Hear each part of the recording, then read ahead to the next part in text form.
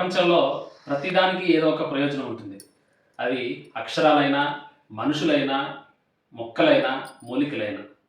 అవే వాటిలో మనం కొన్నిటిని శాస్త్ర రూపంలో, శాస్త్ర ప్రమాణంతో చెప్పుకుందాం. అమంత్రం అక్షరం నాస్తి. మంత్రము కానటువంటిది అక్షరమే కాదు, ప్రతి ఒక్క అక్షరము మంత్రస్వరూపమే అన్నటువంటిది చెప్తోంది. నాస్తి మూల మనౌషధం. ప్రతి ఒక్క చెట్ల వేరు ఔషధ స్వరూపమే. అయోగ్య పురుషో నాస్తి.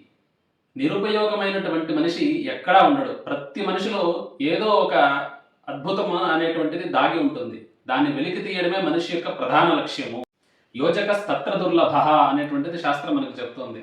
ప్రతి మనిషిలోనూ ఒక అద్భుతమైనటువంటి దివ్యశక్తి దాగి ఉన్నది.